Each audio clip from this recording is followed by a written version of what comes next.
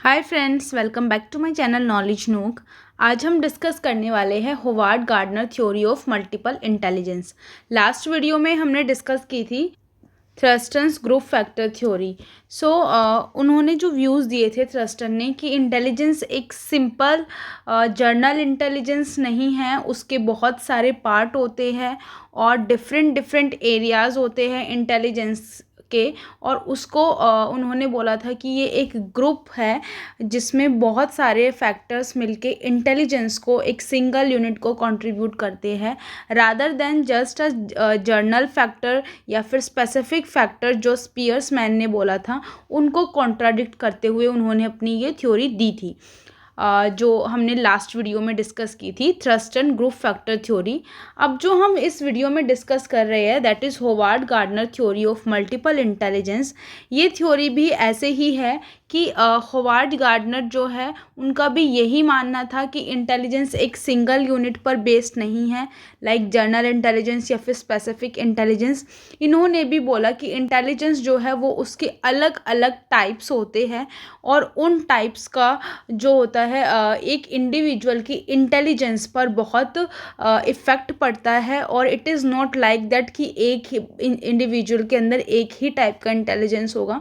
उन्होंने बोला है कि एक इंडिविजुअल में बहुत सारे इंटेलिजेंस, डिफरेंट टाइप के इंटेलिजेंस भी बोले जाते हैं, इसीलिए उन्होंने अपनी थ्योरी का नाम रखा था multiple intelligence theory. So let's start. सबसे पहले होवार्ड गार्डनर के बारे में डिस्कस कर लेते हैं थोड़ा। ये होवार्ड गार्डनर जो है इन्होंने ये एक डेवलपमेंटल साइकोलॉजिस्ट हैं। इन्होंने इस थ्योरी को, जो अपनी मल्टीपल इंटेलिजेंस थ्योरी है, बहुत फेमस थ्योरी है। इससे क्वेश्चन टीचिंग एग्ज़ाम में बनते हैं, फॉर श्योर आते हैं और इसमें एप्लीकेशन बेस्ड क्वेश्चन भी बनते हैं इस थ्योरी से। वो हम आगे पढ़ेंगे डिटेल में विद एग्जाम्पल। सो ये थ्योरी इन्होंने दी थी 1983 में। इनका बिलीव था, जैसे हमने अभी बोला, कि इंटेलिजेंस जो है वो जस्ट एक सिंगल यूनिट नहीं है, ये एक बहुत ब्रॉडर टर्म है जिसमें बहुत सारे पार्ट्स होते हैं। वो सारे पार्ट्स जो जो इन्होंने बताए वो हम डिस्कस करने वाले हैं। देखिए फ्रेंड्स, पहले इन्होंने 7 जो है मेन इंटेलिजेंस दी थी, मल्टीपल इंटेलिजेंस जो है 7 दी थी इन्होंने, कि इनके अकॉर्डिंग ये इनका ये मानना था कि 7 इंटेलिजेंस होती है। लेकिन बाद में एक और इंटेलिजेंस इंट्रोड्यूस हुई और अब जो है मेन 8 इंटेलिजेंस हैं in multiple theory given by Howard Gardner. So first intelligence की हम बात करें, ये होती है लिंग्विस्टिक इंटेलिजेंस, जिसको भाषाई बुद्धिमत्ता बोलते हैं। इसमें क्या होता है, ये इंटेलिजेंस उन लोगों में पाई जाती है जो लिखने में, पढ़ने में, कोई भी चीज़ जो भी रिलेटेड होती है लैंग्वेज से, जैसे कि रीडिंग करने में, जिनकी रीडिंग बहुत अच्छी होती है ना। ज़रूरी नहीं है ना कि सब बच्चे जो है क्लास में बहुत अच्छा पढ़ पाते हैं। ऐसा है कि टीचर जो है सबको सेम पढ़ाती है, लेकिन स्टिल कुछ बच्चे ऐसे होते हैं जो बहुत अच्छे से विद प्रॉपर प्रोनाउंसिएशन उसको किसी भी कंटेंट को पढ़ते हैं विद सारे इंटोनेशंस के साथ, वॉइस मॉड्यूलेशन के साथ। तो उन बच्चों के अंदर क्या होता है, या फिर लिखने की भी, स्टोरी टेलिंग, एक्सटेम्पोर, इस टाइप से जो भी रिलेटेड टू लैंग्वेज होता है वो उसमें बहुत अच्छे होते हैं। तो उनके अंदर क्या होता है, लिंग्विस्टिक इंटेलिजेंस होती है। दैट्स वाई वो जो भी लैंग्वेज से रिलेटेड टास्क है वो बहुत अच्छे से और इन्हें इफेक्टिव वे वो कर लेते हैं और वो उसमें बहुत अच्छे होते हैं। एग्जाम्पल देखिए, ये बच्चे बड़े होकर क्या बनते हैं, writer, poet, good speaker like journalist, और या फिर जर्नलिस्ट। ठीक है, जैसे कि आप देख रहे हैं कि जो जर्नलिस्ट होते हैं उनकी कौन सी स्किल अच्छी होती है, स्पीकिंग स्किल्स अच्छी होती है, राइटर होता है, पोइट होते हैं। ठीक है, these all are good speaker. तो इनके अंदर कौन सी इंटेलिजेंस अच्छी होती है, लिंग्विस्टिक इंटेलिजेंस। नेक्स्ट इंटेलिजेंस जो दी है होवार्ड गार्डनर ने, it is logical mathematical intelligence, तार्किक गणितीय बुद्धिमत्ता। अब इस इंटेलिजेंस में क्या होता है, यहाँ पर ये जो होती है मैथमेटिक्स से रिलेटेड होती है। ये इंटेलिजेंस उनमें पाई जाती है जो बहुत अच्छे होते हैं किसी भी प्रॉब्लम को सॉल्व करने में।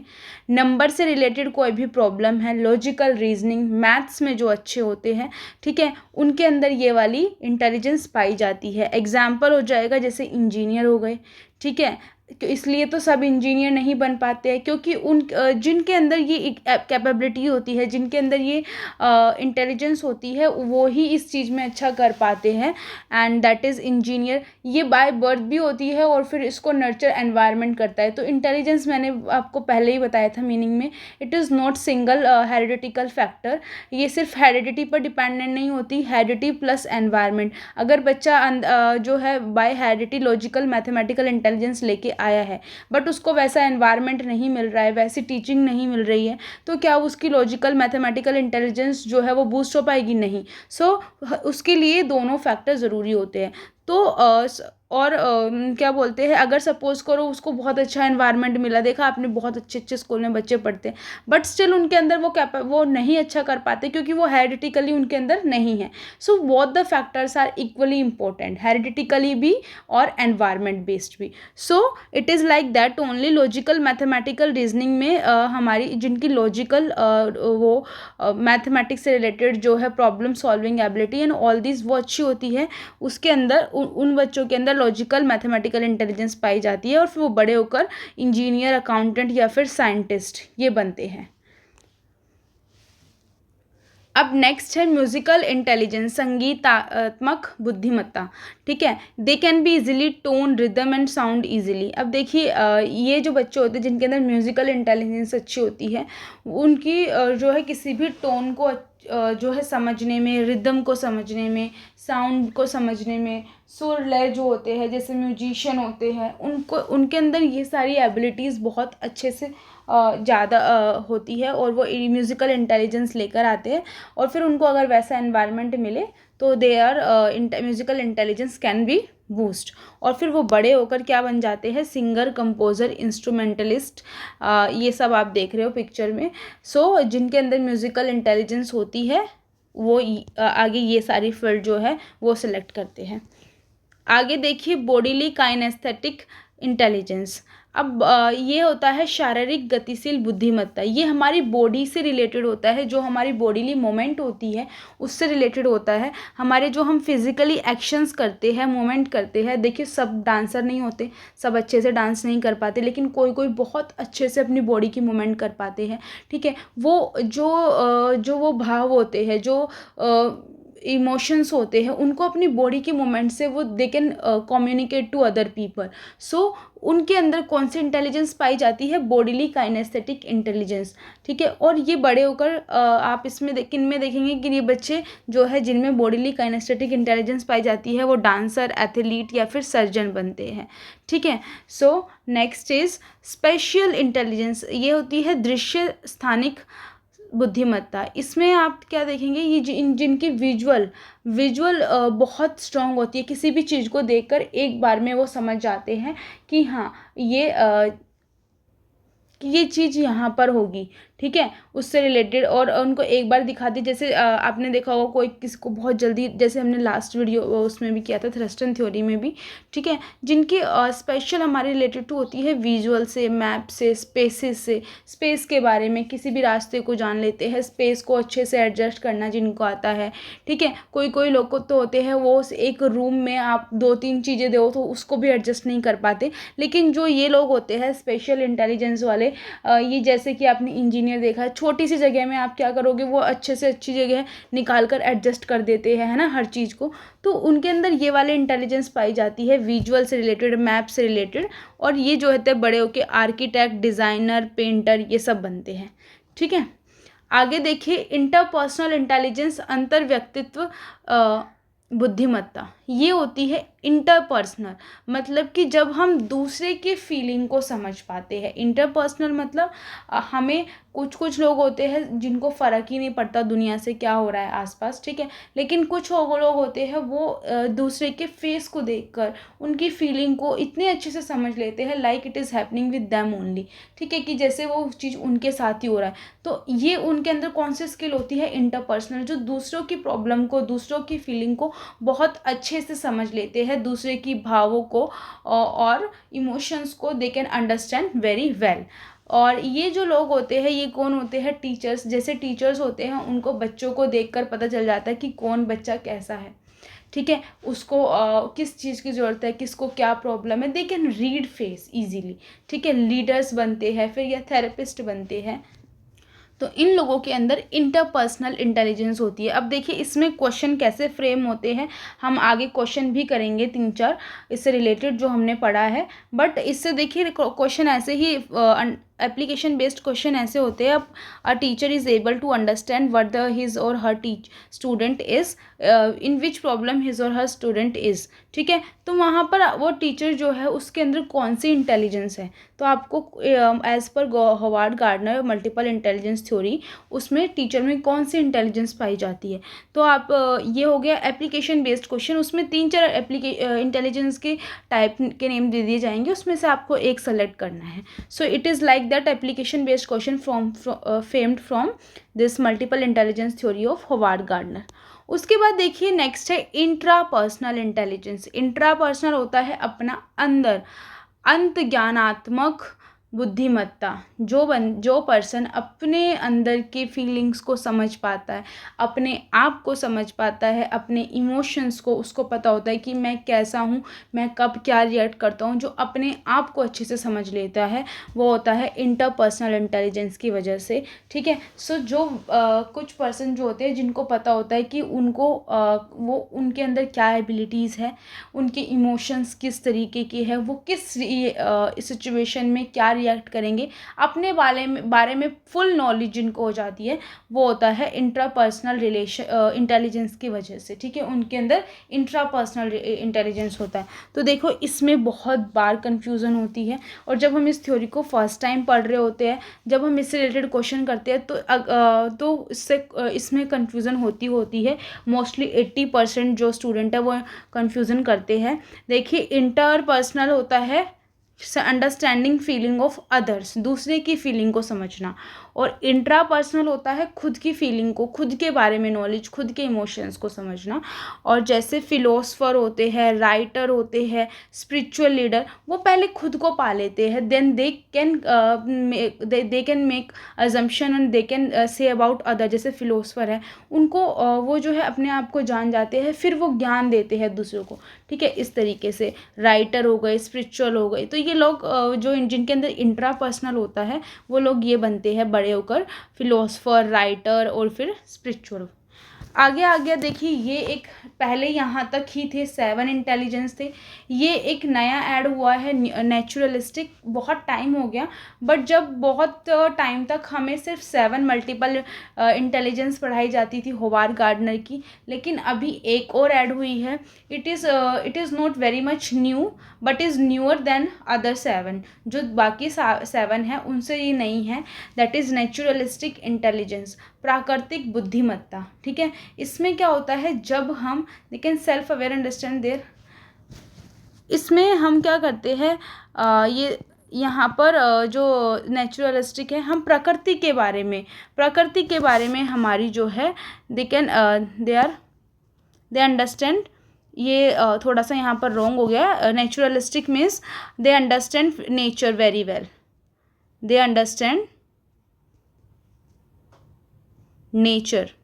नेचर को जो बहुत अच्छे से समझ लेते हैं, नेचुरल थिंग्स के साथ कनेक्ट कर पाते हैं, जिनको नेचर से प्यार होता है, हर चीज़ में नेचर के साथ कुछ भी करने में उनको बहुत अच्छी फीलिंग आती है, and they love nature, they are it is naturalistic intelligence. और ये किस में ज़्यादातर पाया जाता है, ये इन लोगों में पाया जाता है। देखिए बोटेनिस्ट जो होते हैं, जूलॉजिस्ट होते हैं, फार्मर्स जो होते हैं, दे लव, दे नो।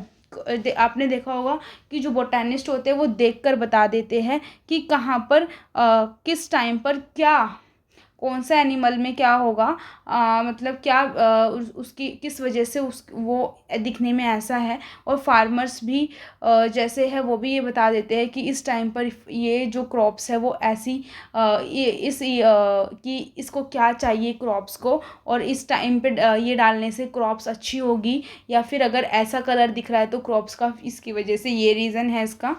तो उनको बहुत अच्छे से नॉलेज हो जाती है इसके बारे में, क्या बोलते हैं, नेचर के बारे में, and they are very much connected. और हम लोग जो होते हैं जिनके अंदर इनकी नेचुरल इंटेलिजेंस नहीं होती, वो कितना भी उस चीज़ को जानने की वो कर ले, लेकिन उनके अंदर वो वाली जो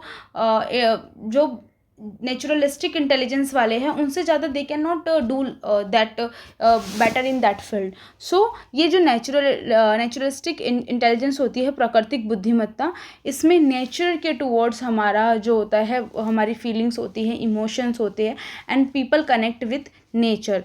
सो ये इंटेलिजेंस आपको बोटेनिस्ट या फिर जूलॉजिस्ट, फार्मर, वनस्पति और वैज्ञानिक, जीव विज्ञानी या फिर किसान में देखने को मिलेगी।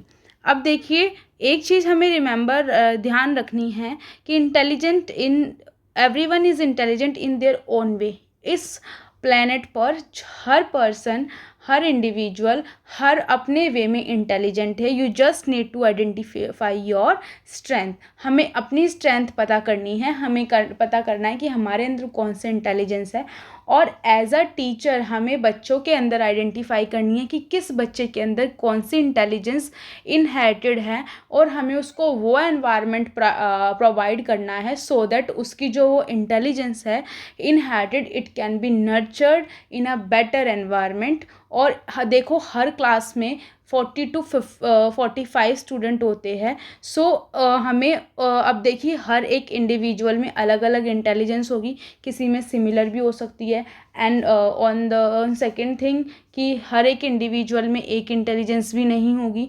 तो हमें ऐसी टीचिंग प्लानिंग करनी है जिससे कि हर इंटेलिजेंस के बच्चों को हम जस्टिस कर पाए, और जो हर बच्चे की जो इंटेलिजेंस है उसको नर्चर कर पाए। So our teaching should be multi factor based, multi intelligence based, rather than only one specific intelligence based. हमें ऐसी एक्टिविटी प्लान करनी है जिसमें हम बच्चों को बोलने का मौका दें, जिनको लिंग्विस्टिक इंटेलिजेंस है उनका यूज़ हो पाए। ऐसी एक्टिविटी उसके अंदर ऐसा भी हो कि वो किसी भी चीज़ को अरेंज करना है प्रॉपरली, ठीक है, किसी को बोलना है, किसी को अरेंज करना है, और किसी को उसको अपने एक्शंस के थ्रू दिखाना है, ठीक है। सो किसी को म्यूज़िकल वे में उस चीज़ को प्रेजेंट करना है। तो इससे क्या होगा, जिस बच्चे के अंदर जो जो इंटेलिजेंस है वो उसको नर्चर कर पाएगा, ठीक है। और so as a teacher our responsibility is this only. इसलिए ये हमारे टीचिंग के जो उसमें सिलेबस में इंक्लूडेड है कि बच्चे जो होते हैं उनके अंदर अलग अलग इंटेलिजेंस होती है। Our job is to find out what intelligence is in particular child, और उसको वैसा एनवायरनमेंट प्रोवाइड करना। अब देखिए, कुछ question related to this theory जो अभी हमने डिस्कस की है, Howard Gardner multiple intelligence theory, ठीक है। देखिए, which intelligence is related to music and rhythm. संगीत और लय से कौन सी बुद्धिमत्ता संबंधित है? तो कौन सी है? Logical, no. Special, no. Musical, it can be, ठीक है। म्यूजिकल यही है कि देखिए, म्यूजिक और रिदम से म्यूजिकल इंटेलिजेंस रिलेटेड है। इंटरपर्सनल किससे थी? इंटरपर्सनल तो थी दूसरे की फीलिंग समझने में, ठीक है। Now we have another thing, that is a person who is good at understanding other has which intelligence। जो दूसरे को समझने में, दूसरे की फीलिंग्स को समझते हैं, उनके अंदर कौन सी बुद्धिमत्ता होती है? First is intra personal, second interpersonal, C1 linguistic, and D1 naturalistic. ये आप मेरे को कमेंट बॉक्स में बताओगे, बिकॉज इट इज़ कन्फ्यूजिंग, और मैंने आपको क्लियर किया था कि कौन सा इंटेलिजेंस जो है वो होगा, कौन सा इंटेलिजेंस इसमें जो दूसरों की फीलिंग समझने में हमें हेल्पफुल होता है। It will this will you people will tell in comment box. अभी देखिए, question number 3, which intelligence help in reading maps and designing. कौन सी बुद्धिमत्ता नक्शे पढ़ाने और डिज़ाइनिंग में मदद करती है? इसमें से देखिए, नक्शे पढ़ने और डिज़ाइनिंग में कौन सी थी? बॉडीली, काइनेस्थेटिक, स्पेशल, म्यूजिकल, या फिर लिंग्विस्टिक? कौन सा था स्पेस से रिलेटेड? हमारे मैप्स जो होते हैं या फिर डिज़ाइनिंग, उसमें हमें स्पेस का ध्यान रखना होता है, तो वो कौन सी इंटेलिजेंस थी? स्पेशल इंटेलिजेंस, ठीक है। Okay, fine. Next one is Howard Gardner proposed how many type of intelligence initially. ये इन अभी देखो बहुत इंपॉर्टेंट क्वेश्चन है this question is very important, जो मैंने आपको बताया था कि इनिशियली सबसे पहले शुरुआत में उन्होंने कितनी इंटेलिजेंस दी थी। This single word change whole story. ठीक है, अगर ये यहाँ तक आता हमारा आंसर होता 8, but this initially added, it means हमें क्या करना है, इनिशियली बताना है, तो इनिशियली कितनी थी 7, और जो 8th है वो बाद में ऐड हुई थी, तो शुरुआत में सिर्फ 7 इंटेलिजेंस ही होवार्ड गार्डनर ने अपनी थ्योरी में दी थी। नेक्स्ट हम बात करते हैं a botanist most likely have which type of intelligence. एक वनस्पति वैज्ञानिक में कौन सी बुद्धिमत्ता अधिक होती है। A logical, B special, C naturalistic, D intrapersonal. So it will be, अभी हमने किया था naturalistic. So these are 5 questions. One is for you as a homework. You will comment in comment box. और ये वाला जो क्वेश्चन थे 5 question और इस थ्योरी, आई होप आपको अच्छे से क्लियर हो गई होगी। एंड सारे क्वेश्चन भी, डाउट भी, if you have any doubt drop it in comment box. And if you like this video, don't forget to like, share and subscribe, and we will meet soon in another video. Till then, bye bye.